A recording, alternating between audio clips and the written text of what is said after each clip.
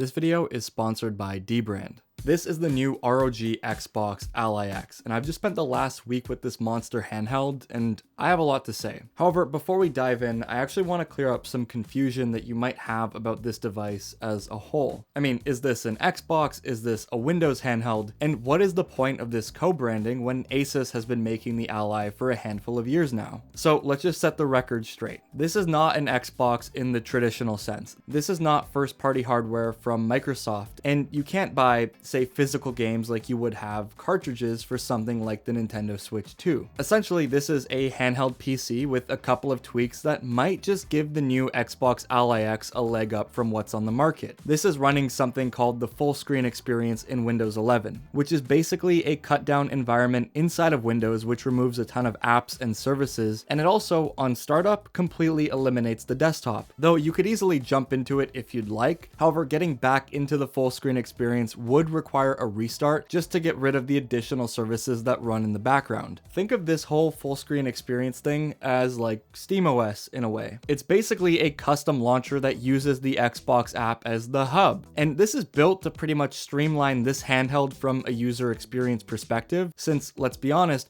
Windows handhelds could be kind of a pain in the ass. I'll talk more about this in a second, but the Xbox co-branding goes a little bit further, like with this new controller layout on the Ally X. When I first saw pictures of this thing, I honestly couldn't believe that this is the design they went for. However, I'm a big function over form guy, and after actually holding it and playing on it and now logging a handful of hours on this thing, this is hands down the best controller on a handheld, period. It feels like they just chopped an Xbox controller in half and stuck it to either side, and it kind of reminds me of what Sony did with the PS Portal. But this has full-sized analog sticks, the A, B, X, Y buttons, the D-pad, all the face buttons are really nice, and the bumpers are pretty large, but they're also really easy to click, and they feel similar to an Xbox controller. And the triggers also have a really nice throw. And of course, just like the Ally X from last year, it still does have the M1 and M2 bumpers, which are remappable, though they're in the same spot that they were, which worked out really well for how the Ally was shaped before. I do wish they actually moved them down a little bit because it does kind of feel a little awkward to reach, but this is a very minor complaint. I mean, I have tiny hands, so this is kind of like a me problem. You also have your start and select buttons. There's also a library button, which brings up your Xbox game library. And there's the Armory Crate button, which brings up the ASUS software that allows you to tweak things like your performance profile, your screen brightness, and so on. But now you also have this Xbox button. Pressing it brings up the Xbox game bar, which can quickly launch apps, change device settings, open up your friends list. You can use this to capture your gameplay or take screenshots. You can install widgets like Spotify, so it's super easy to listen to music while playing. And if you actually hold this, it brings up the app switcher. Now, what I like is that everything could be navigated with the controller. There's not a single time that I've needed to jump in and use a joystick as a mouse unless you're in the desktop environment, but nearly everything can be done from this exclusive game mode, and so far it feels really intuitive. And by the way, just before we go deeper, I want to say thank you guys so much for 70,000 subscribers. It really means the absolute world. I can't believe it. So thank you for being here. If you're enjoying this video, a like and a sub goes a really long way, and thank you so much. Anyways, I want to talk a little bit more about the hardware before I start blabbering about performance though, because this thing is pretty stacked. Now, there was one area that I was hoping would be improved, which in my opinion is probably the most important, but I'll save that for last. The ROG Xbox Ally X, these names, man. It's using the new AMD Ryzen AI Z2 Extreme. This should give you up to 30% more performance, but I think what's more important here is the efficiency. This chip is much better at lower wattage than the Z1 Extreme that was in the last Ally, so you will see improved battery life and performance when playing less demanding titles at those lower wattages. It also does still have 24 gigs of RAM. It has a full-sized 1TB SSD, so it could be easily replaced if you wanted to upgrade it, and it has the same sized 80 watt-hour battery as the Ally X. It also does come with a 65 watt power adapter to charge this device when you need to. Now, exclusive to the Xbox Ally X, there's a Thunderbolt 4 port which could be used with a powerful eGPU, as well as an extra USB 3.2 Gen 2 Type-C. There's also a 3.5mm headphone jack, but it does support Bluetooth if you want to use wireless headphones. And if you run out of space but you don't want to open it up up and replace the SSD, you could just drop in an SD card. Now, the display.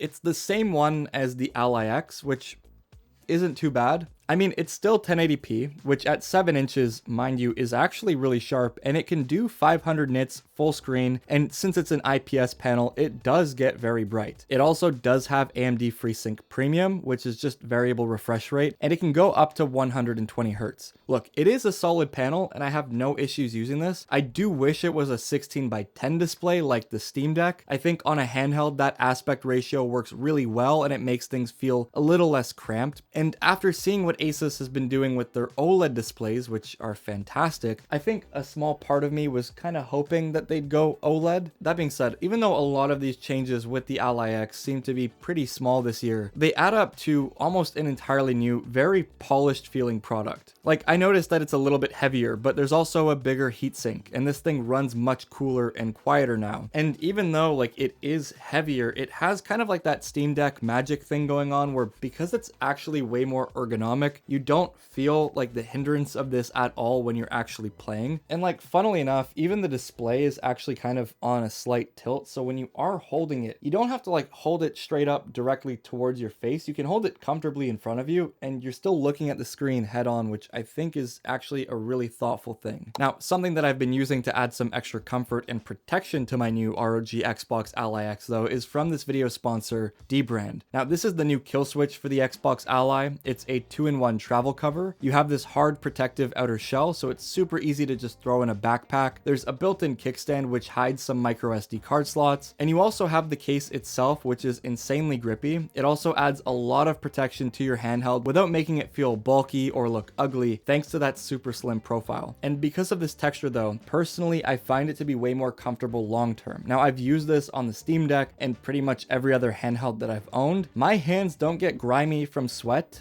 which is honestly a huge benefit, and your Ally isn't going to just slip out of your hands. They also include thumbstick grips, which is a really nice touch because it not only adds extra grip to your thumbsticks, but it protects them as well from wearing down. There's also a mesh grill, which does protect the air intakes, but it doesn't suffocate the system at all. And all the buttons feel really good, and you don't lose access to anything. And when you pair this with the Prism screen protector, you also don't need to worry about having a bulky travel bag. You can literally just use this as a handheld, as it's intended, completely worry-free. Now, using the link below, you can actually go ahead and save $10 on the Ally X's kill switch when you bundle it with a Prism screen protector. So go ahead and click the link down below if you're interested, and thank you dbrand for sponsoring this video. Anyways, let's go ahead and talk about what it's like to actually game on this thing, because I'm sure that's what you guys are here for. And let me be clear, just so like we're not confused or anything, this launches into the Xbox app with that full screen experience. But through the Xbox app, you still have the ability to use other launchers like Battle.net, Epic Games, and Steam, and if you want to download anything else like EA, you absolutely can through the desktop mode. It'll also show you the games that you have installed, and it'll tell you exactly where they came from, minus EA. For some reason, I can't figure out how to add the EA launcher into this application, which is a little annoying, but I'm almost certain that this will actually just be through an update. Obviously, you know, me using this now, it's not even completely out yet, so there is like a little bit of some weird quirks and stuff going on, but you can see that I have Doom, Silksong, and Call of Duty from Game Pass, and then I have Fortnite from the Epic App Store, and the rest are all from Steam. Now, when you open a Steam game through the Xbox app, it still has to open Steam in the background, but it launches the game automatically, which is exactly what I was hoping for, because this takes a lot of like headaches and annoyances away from PC gaming handhelds. Now, if I want to play Battlefield on the EA app, for example, I can press the Xbox button and then it shows a quick launch of recent applications that I've used. This is also something that I appreciate a ton because I don't have to rely on the desktop environment at all. And when it comes to the actual performance though,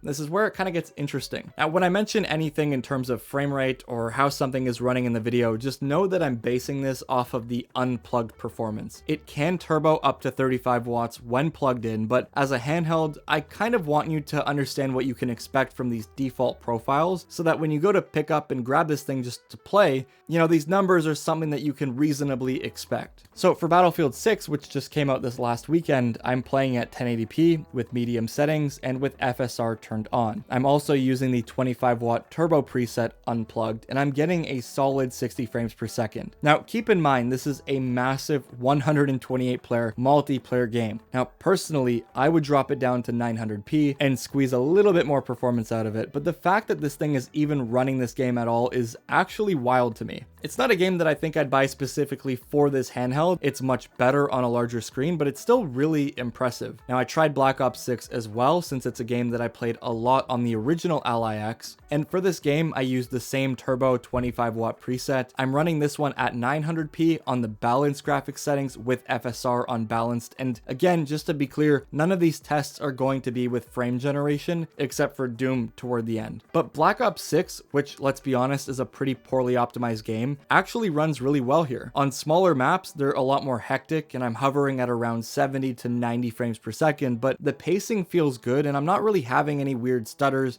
and overall, it's actually really enjoyable. I know most people that are going to be looking at this when like embargo hits are going to be showing you games like Expedition 33. I wanted to show you multiplayer games and give you an idea of how this actually stacks up in something that you can't necessarily control or predict. And I think even for these games, despite them being, pretty demanding and even really new with Battlefield, it still is doing a really good job. And a game that I thought would stress this a little bit more was Assassin's Creed Shadows, especially since it favors Nvidia with forced ray tracing, but I was wrong. At 1080p medium with FSR set to balanced, I'm getting a solid 60 frames per second, and the game looks really good, but it also feels really good too. This doesn't feel like I'm playing a game on a device with some compromises. This is almost exactly what I would expect from a powerful handheld, and these kinds of single player games are almost exactly what I think this thing is built for. Doom: The Dark Ages, though, is a newer Xbox title, and I would consider this to be a way more challenging game. Though this game does have forced ray tracing, and it's brutal on a lot of hardware, so I did have to use FSR with frame generation, but I'm still getting just under 60 FPS on the high settings, and for this game, I think that's fine. It's not a question really whether the hardware is capable or not. I think there's just some games on PC that are quite poorly optimized and maybe don't scale down as a great title to play on a handheld, if that makes any sense. This is an area where I think the Microsoft and ASUS collab could actually be pretty special. Now, I would love for Microsoft and ASUS to have some sort of preset graphic settings for games they verify as good for handhelds, especially since this move of bringing the full screen experience does make it more accessible to people who might exactly not know what they're looking at. But that's another reason as to why I would say this, even though it's an Xbox co-branded product, isn't a console. Some things might take a few minutes of tweaking to get them up and running, and those are all problems that come down to, the nature of this being a PC handheld, which is something that I come to expect with these things, but other people might not. However, for right now, I think 80% of that PC handheld frustration that comes with Windows has actually been solved purely because of the full screen experience. Now, obviously, games like Stardew Valley and Silksong are gonna run great on this thing. I mean, indie games are my favorite games to play on handhelds like this, and it's good to know that at those lower power modes, you can actually get way more performance as well as battery life now with the Z2 Extreme. And speaking of battery life though, I've actually been really happy with this. I can get up to about 5 hours if I'm playing a lighter title, but even when I was running Battlefield, I'd gone an hour while only dipping about 20%. Now, I want to spend a lot more time with this and make sure that I actually have better numbers for you to go off of, but so far, this thing actually kind of seems in line with something like the Nintendo Switch 2 in terms of its battery performance. I wouldn't say the Nintendo Switch 2 has great battery life for a handheld, but that is a much lower power system that also has the benefit of having really well optimized games. So given the sheer output and power and tech inside of something like the Xbox Ally X, I think it's actually very reasonable. Anyways though, I'll leave you with this here. I think this thing is actually sick. I can understand the concern with how expensive handhelds have become lately, but this is a lot more complicated, and unlike Valve with Steam and Nintendo with their eShop, ASUS is selling you hardware versus locking you into a service and making money off of you in the long term. And the hardware here is not only some of the best for its category, but it's also in a form factor that's familiar, it's extremely comfortable, and has the perks of it now being a lot more accessible and easier to use with that new UI. So anyways guys, thank you so much for watching this one. A like and a sub is always appreciated, and if you've made it to the end, consider dropping a controller emoji so I know who the real ones are. I'll see you all in the next one. Peace out.